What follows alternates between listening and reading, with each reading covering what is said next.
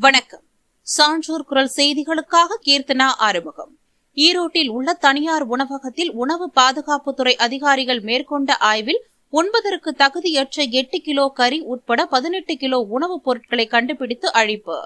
ஈரோடு நகரின் பல்வேறு பகுதிகளில் உள்ள ஹோட்டல்களில் உணவு பாதுகாப்புத்துறை அதிகாரிகள் இன்று திடீர் ஆய்வு நடத்தினர். அப்பொழுது காந்திஜி சாலையில் உள்ள RR பிரியாணி என்ற ஹோட்டலில் அதிகாரிகள் ஆய்வு செய்த போது அங்கு சமைத்து வைத்து பதப்படுத்தப்பட்டு மீண்டும் சமைக்க வைத்திருந்த 8 கிலோ மட்டன் மற்றும் சிக்கனையும், நேற்று சமைத்து இன்று பொதுமக்களுக்கு விநியோகிக்க வைத்திருந்த சாப்பாடு மற்றும் கெட்டுப்போன காளான் உள்ளிட்டவற்றை அதிகாரிகள் பறிமுதல் செய்து பினாயில் ஊற்றி அளித்தனர். மேலும் பிரியாணியில் கலக்க வைத்திருந்த தடை செய்யப்பட்ட கெமிக்கல் கலர் தூள்களையும் அகற்றினர்.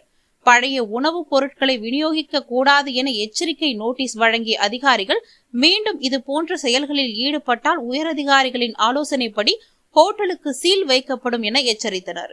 இது குறித்து பேசிய ஈரோடு மாவட்ட உணவு பாதுகாப்புத்துறை அதிகாரி தங்க விக்னேஷ் அவர்கள், பொதுமக்கள் எங்கு உணவுப் பொருட்கள் வாங்கினாலும் பில் போட்டு வாங்க வேண்டும் எனவும், அப்பொழுதுதான் பொதுமக்கள் புகார் அளித்தால் நடவடிக்கை எடுக்க ஏதுவாக இருக்கும் எனவும், உணவகங்கள் குறித்த உணவு பாதுகாப்புத்துறைக்கு 9440422322 என்ற எண்ணில் பொதுமக்கள் புகார் அளிக்கலாம் எனவும், புகார் அளித்து 24 மணி நேரத்தில் இருந்து 48 மணி நேரத்திற்குள் நடவடிக்கை எடுக்கப்படும் எனவும் தெரிவித்தார். சான்றோர் குரல் செய்திகளுக்காக GP பச்சையப்பன். நன்றி, வணக்கம்.